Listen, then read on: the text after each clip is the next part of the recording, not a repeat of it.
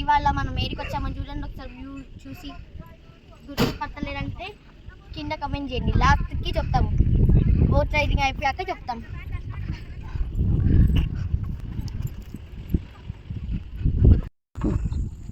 ఎంత కష్టమైన దారి నుంచి పోవాలో చూడండి, మొత్తం రాయిలు ఉంటాయి. ఎంత కష్టమైన దారిలో పోవాల్సి వస్తుంది. అది కింద బోట్లు ఉంటాయి, అక్కడికి ఎక్కిపోతాం మనం. అప్పటిదాకా అక్కడికి వెళ్ళి ఇక్కడ దాకా కిందికి రాయిల నుంచి పోతే ఆ బోట్లో మనం సంగమేశ్వరం దగ్గర పోతాం. అక్కడ దర్శనం చేసుకొని మళ్ళీ బోట్లోకి వెళ్ళి ఒకవేళ మా బస్సులోకి వెళ్ళి పోతే చాలా పెద్ద దారి తీసుకోవాల్సి వస్తుంది. ఎందుకంటే నది చూడండి ఇంత పెద్ద ఉంటుంది. అందుకే ఇలా బోట్ బుక్ చేసుకొని పోవాలి.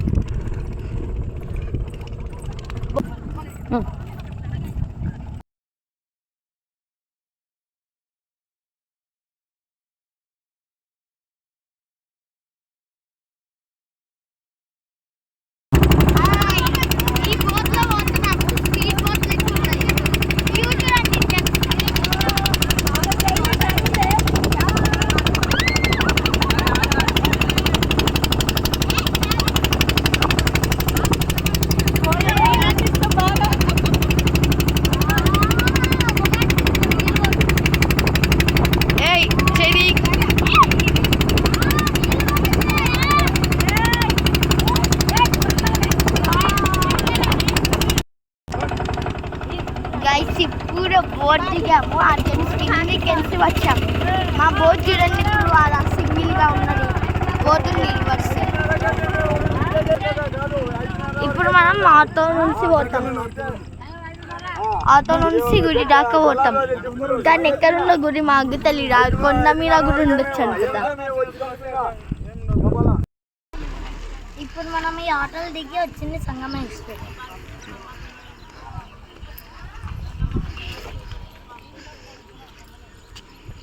గుడి సంవత్సరానికి 2 months మాత్రమే ఓపెన్ ఉంటుంది. మిగతా టైం మొత్తం నీళ్ళలా మునిగిపోయి ఉంటుంది.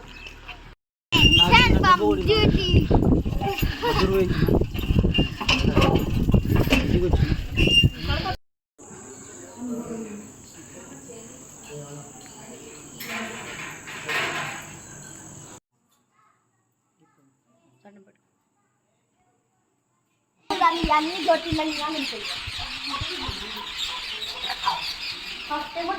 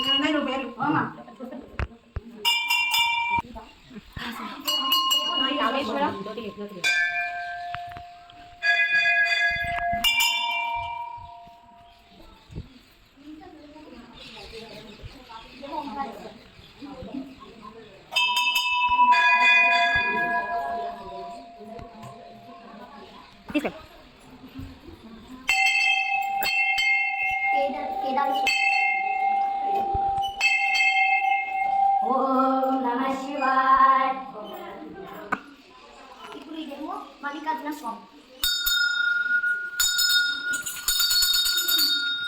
ఓం నమః శివాయ.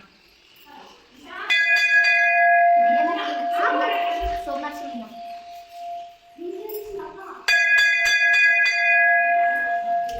ఓం మహాకాళేశ్వరి. ఓం నమః శివాయ.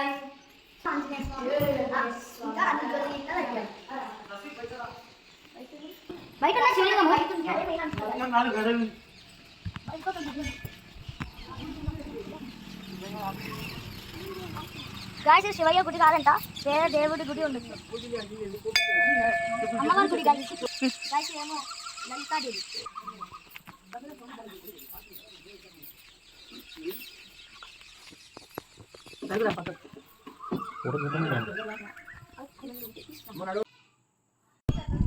మనం ఫైనల్ సంగమేశ్వరం క్షేత్రానికి వచ్చేస్తాం.